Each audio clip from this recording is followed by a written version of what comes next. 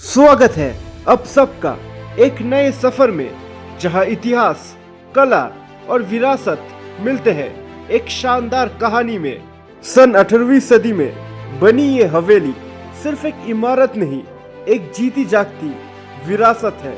यहाँ की कमरों की रोशनी, यह रंग बिरंगी लोक कला, सब कुछ आपको ले जाएगा एक अलग ही दुनिया में। नाम है बागोर की हवेली।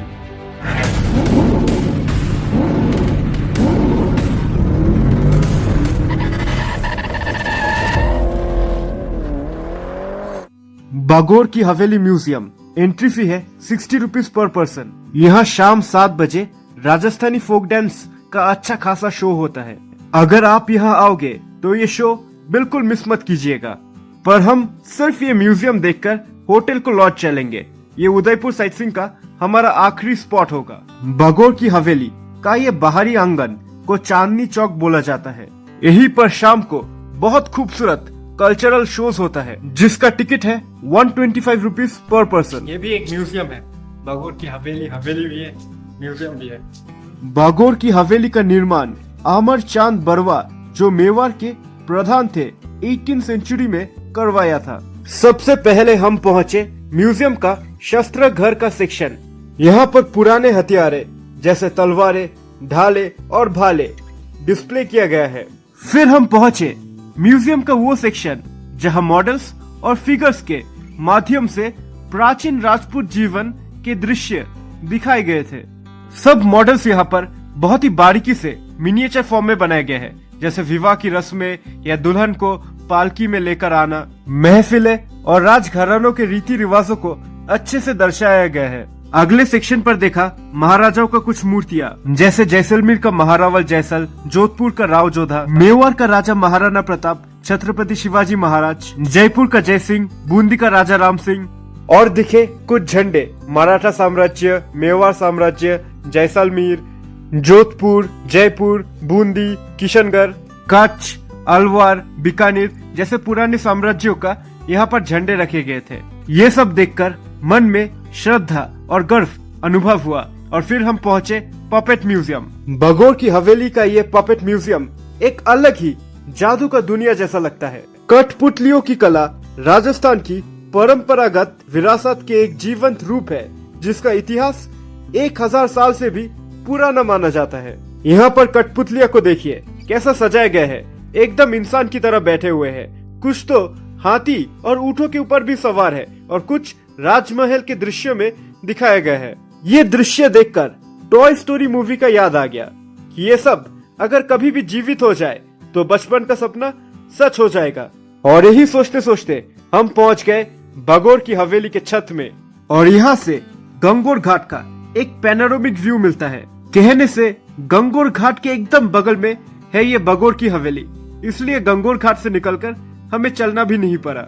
गंगोर घाट, लेक पिचोला, घाट की सीढ़ियाँ, लोगों का सन्नाटा और दूर तक फैले हुए महल, सब कुछ एक पेंटिंग की तरह लग रहा था। हवा ठंडी थी और सूरज ढल रहा था, एकदम पोस्टकार्ड जैसा मोमेंट जिसको हमने महसूस किया। और फिर हम निकल पड़े म्यूजियम का दूसरा हिस्सा देखने के लिए, जो छत से ही कनेक्टेड है, जहाँ कुछ मेजर हिस्टोरिकल इवेंट्स का पेंटिंग्स देखने को मिलेगा। वापस म्यूजियम पहुँचते ही हमें पहले दिखा Ekling ji, ruling deity of Mewar, Bappa Rawal का पेंटिंग, रानी पद्मिनी, सौंदर्य और बलिदान का प्रतीक, महाराणा संगा, जिनके एक आंख, एक हाथ और एक पैर के साथ युद्ध किया, ग्वालियर की राजा रामशाह तलवार, जो मुगलों के खिलाफ हल्दी घाटी में युद्ध किया, दिखा हदी रानी का बलिदान अपने पति को युद्ध में भेजने के लिए, और दिखा महाराणा स्वरूप सिंह और महाराणा प्रताप जी के बेटे अमर सिंह, मुगलों के खिलाफ जो लड़ाई किया था।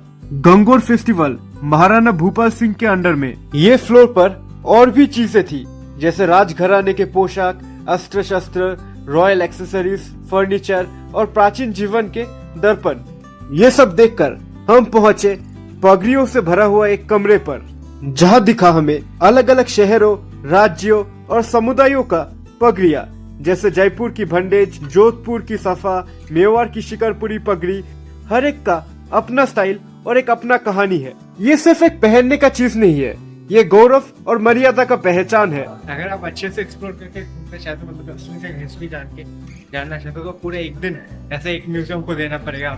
मैं आप लोगों को ऊपर ऊपर से थोड़ा थोड़ा हिस्ट्री करके समझा दूं, ठीक है। अंत में हमने दर्शन किया श्री प्रताप नारायण जी का मंदिर और ईश्वर को दिल से शुक्रिया अदा किया इस यात्रा के लिए, जिसमें हमें इतिहास, कला और संस्कृति सब कुछ जीवित देखा। यहाँ 100 से भी ज्यादा कमरे था। बागोर हवेली के हर एक कमरा अपने आप में एक कहानी कहता है।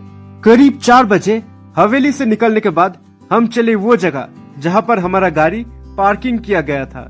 रास्ते में दिखा चलते हुए 2 गधे जो तन और मन दोनों से थका हुआ लग रहा था। मैं सोचा काश इनको एक बिना बोझ के जीवन मिल पाता। और उदयपुर पर फिर से शाम होते ही बारिश शुरू हो गया।